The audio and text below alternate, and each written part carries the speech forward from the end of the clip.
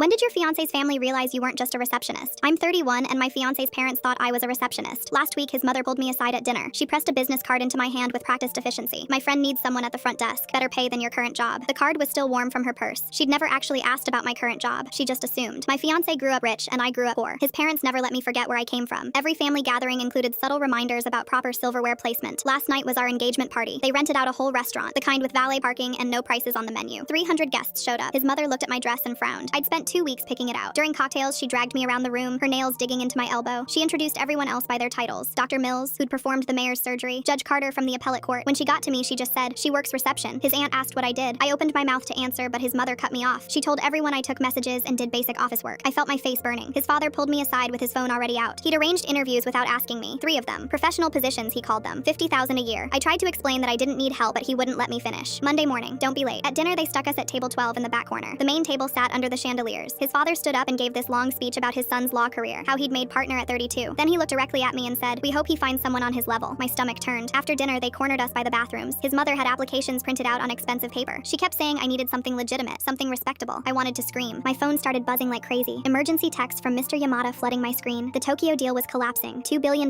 were about to vanish. She told me to turn it off. This was important, she said. His father leaned in so close I could smell his cologne. He said his son deserved better than someone making $12 an hour. I felt sick. She pulled out her phone and showed my fiancé photos. Catherine from law school. Still single. Still interested. She said this right in front of me. I stepped outside to handle the crisis. I contacted 3 departments, authorized an emergency provision, and restructured the payment terms. I fixed everything in 10 minutes. When I walked back in, she was still showing him photos of other women. I couldn't believe it. That's when Mr. Yamada walked straight up to our table. He was my biggest client. "Miss Foster, thank you for saving the Tokyo deal." His mother actually laughed. "She's just a receptionist. You have the wrong person." Yamada looked completely confused. Receptionist? She owns her own company. The entire restaurant went dead silent. His father shook his head like Yamada was mistaken. He insisted I just took messages. I finally had enough. I told them I owned a consulting firm. I fixed international business deals. 12 employees worked for me. Yamada dropped the bomb. We pay her $700,000 a year. The wine glass slipped from her hand and shattered on the floor. The sound echoed through the silent room. His father just stared at me. His voice cracked when he repeated the number. Yamada kept going. He told everyone I just saved their Tokyo acquisition in 10 minutes. While they were trying to hand me entry-level applications, I watched their faces go white. She looked down at the broken glass and whispered something about the front desk. I told her yes, I had a desk. A corner office actually, where billionaires called me for help. She tried to hide the applications behind her back. "We didn't know. You never asked. You just assumed." His father was still stuck on the number. He kept mouthing it silently. Yamada nodded. "Worth every penny." My fiancé shook his head. He'd tried to tell them so many times. They just never listened.